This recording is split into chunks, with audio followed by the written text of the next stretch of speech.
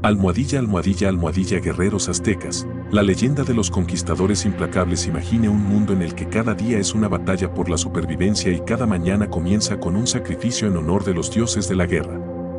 Bienvenido al mundo de los aztecas, una feroz cultura centroamericana donde la guerra y la brutalidad eran parte integral de la vida.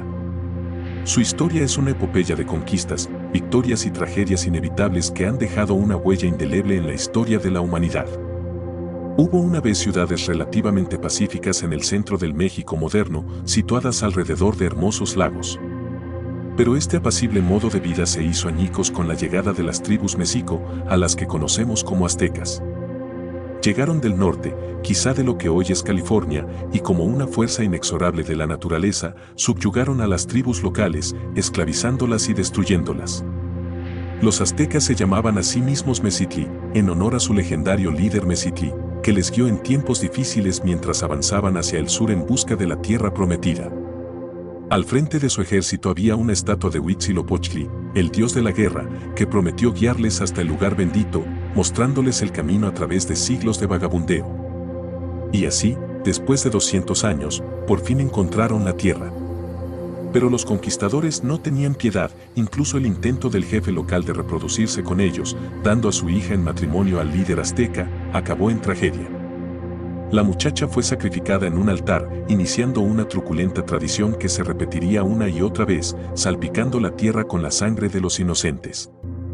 Pero, sorprendentemente, los aztecas decidieron construir su ciudad principal en medio del lago. Esta hazaña requirió un esfuerzo increíble y conocimientos de ingeniería, pero los mexiquis sabían lo que hacían. Drenaron los pantanos circundantes y construyeron la majestuosa Tenochtitlán sobre dos islas, uniéndola con una red de canales y jardines acuáticos. La ciudad era tan grande que se la comparaba con Sevilla, y sus calles, anchas y rectas como flechas, se dividían en aceras y canales por los que flotaban los barcos. La vida en Tenochtitlán bullía. Los mercados, donde se reunían más de 60,000 personas, bullían de comercio, los artesanos creaban productos exquisitos y en los cumisterios se servían platos variados. Se respiraba un ambiente de prosperidad y poder, pero todo esto no podía existir sin el apoyo de un poderoso ejército. El ejército azteca era el epítome de la disciplina y la eficiencia. Aunque había unos 80,000 reclutas en total, el núcleo del ejército eran nobles aztecas, terratenientes que podían dedicar su tiempo libre a ejercicios militares. Estos guerreros se organizaron en una especie de órdenes caballerescas, las más influyentes de las cuales fueron la Unión del Águila y la Unión del Jaguar. El águila es el símbolo del sol y el jaguar el de la noche, y ambas bestias se convirtieron en la personificación del poder guerrero. Durante la batalla, los guerreros aztecas creían transformarse en águilas o jaguares, lo que les confería furia y frenesí animal. Este ritual, acompañado de danzas, tambores y estimulantes psicotrópicos, convertía la batalla en una acción mística, donde cada guerrero no era solo un hombre, sino la encarnación de su espíritu guardián. La historia de los aztecas no es solo una historia de guerra y conquista. Es la historia de un pueblo que creía en el poder de los dioses y en la fuerza de sus guerreros, un pueblo que creó la mayor ciudad de su tiempo en medio de un lago y dejó un legado que aún inspira admiración y asombro. Los aztecas no solo eran feroces guerreros, eran maestros del arte de la guerra, donde cada batalla se transformaba en una compleja acción ritualizada. Para ellos, la muerte del enemigo en el campo de batalla no se consideraba una gran victoria, al contrario, era casi una derrota. Un verdadero guerrero azteca debía capturar vivo al enemigo y llevarlo a Tenochtitlán para hacer un sacrificio y así no devaluar su victoria ante los dioses. Matar a un enemigo era robar un sacrificio al dios y privarse así del verdadero éxito. Hombres especiales armados con cuerdas seguían a las tropas, dispuestos a atar a los enemigos derrotados cuando aún estaban inconscientes. Cada batalla se dividía en muchos duelos separados en los que el objetivo principal no era matar, sino capturar. Capturar a un enemigo era una tarea compleja que requería gran habilidad, y el éxito en este caso servía como medida de destreza militar, abriendo el camino a la promoción profesional y la autoridad. Para convertirse en miembro de órdenes de élite como las águilas o los jaguares, un guerrero debía capturar al menos a 4 enemigos. Este estatus no era hereditario, cada guerrero azteca debía ganárselo con sus propias hazañas. Solo aquellos que lograban capturar enemigos en batalla podían convertirse en guerreros regulares, pasando a formar parte de la nobleza guerrera conocida como Pigi. Un guerrero noble en campaña vestía un caparazón de algodón empapado en sal para darle rigidez, un escudo ligero y una espada de madera con afiladas hojas de obsidiana que cortaban mejor que las hojas de acero españolas. Sin embargo, a pesar de su destreza militar, los aztecas tenían un punto débil. Los guerreros superiores consideraban indigno utilizar armas arrojadizas. Aunque el arsenal azteca incluía atlatas. Además, el ejército tenía un sistema de rangos basado en los logros militares. A los guerreros sencillos se les llamaba tecuin, y si capturaban a 3 enemigos, se convertían en guerreros mariposa, con alas a la espalda.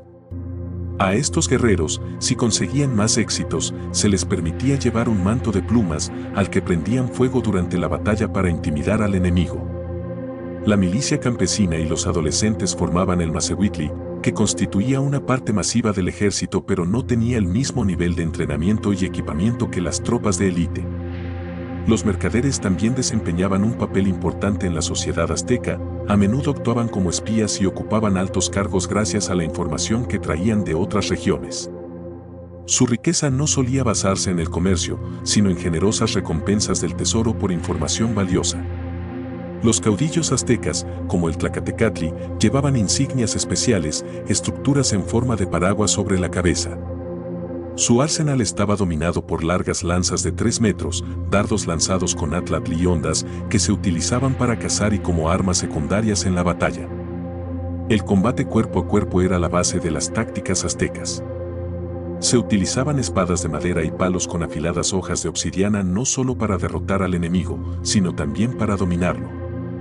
El combate podía durar horas, y una habilidad clave de los comandantes era la capacidad de silbar, señalando la rotación de los guerreros cansados y la sustitución de las armas. Sin embargo, en el ejército azteca no existían las formaciones complejas ni las maniobras tácticas.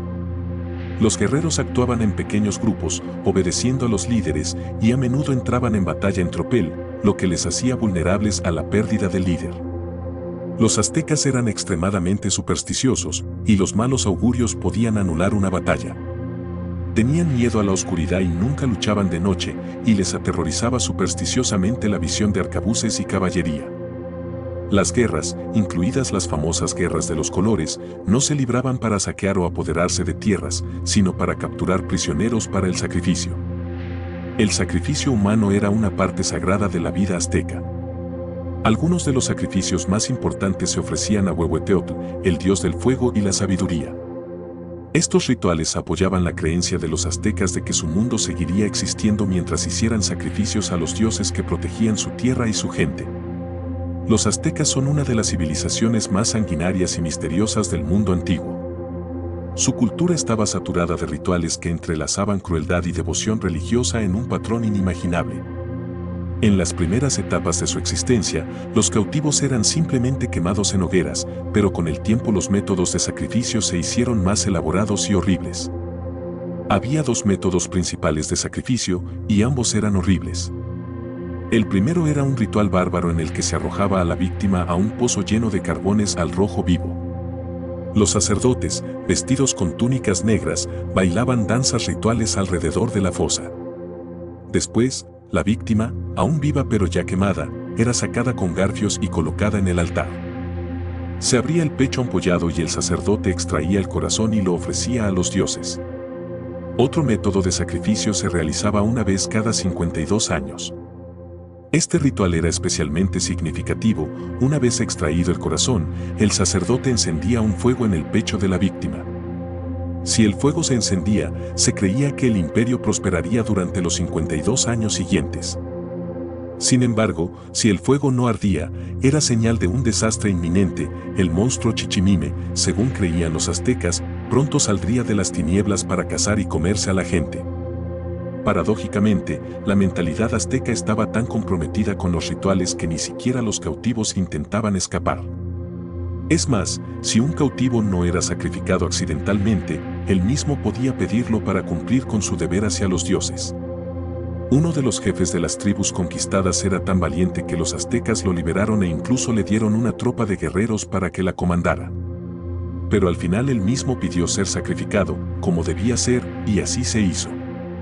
Los rituales desempeñaban un papel importante en la vida azteca, incluso en el campo de batalla.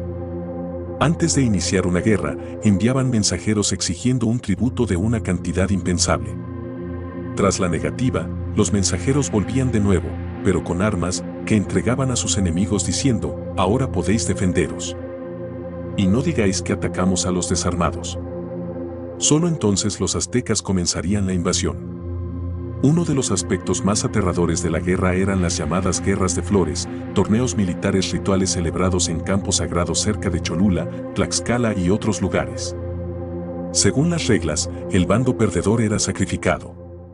Estas guerras no solo eran una demostración de poderío militar, sino también un gran ejercicio de entrenamiento y una forma de reclutar cautivos para los sacrificios. Una extensión de pesadilla de tales acontecimientos era la práctica de comer cautivos y sacrificios. Las palmas de los guerreros caídos se consideraban un manjar especial y tanto los participantes como los espectadores podían participar en este espantoso festín. A pesar de todo su poder y ferocidad, el imperio azteca se vio impotente ante los españoles. Numerosos pueblos, tratados por los aztecas, se unieron alegremente a los conquistadores. Irónicamente, los propios aztecas, según su religión, esperaban el regreso del dios de barba blanca Quetzalcóatl, que debía venir del este y devolver los insultos anteriores. Cuando llegaron los españoles, el tirano Moctezuma reconoció en ellos el regreso del dios, lo que resultó ser su error fatal. Aliados con los enemigos de los aztecas, los españoles destruyeron su imperio, poniendo fin a una gran civilización. Según las leyendas, Moctezuma envió una vez sacerdotes a la tierra de los antepasados para contarles sus éxitos y saber cómo vivían sus parientes. Los enviados encontraron gente pobre, casi indigente, en tierras exiguas, pero esta gente no moría, sino que permanecía vigorosa y joven. Transmitieron un mensaje a Moctezuma: has conseguido lujos y riquezas, pero te están presionando y te llevarán a la muerte. Tu imperio pronto será arrebatado por hombres nuevos desconocidos para todos. Estas palabras se convirtieron en proféticas. La religión, la brutalidad y el misticismo que unieron y fortalecieron a los aztecas acabaron por provocar su caída. Pero el legado azteca sigue vivo, recordándonos la trágica y paradójica combinación de grandeza y crueldad que caracterizó a muchas grandes civilizaciones del pasado.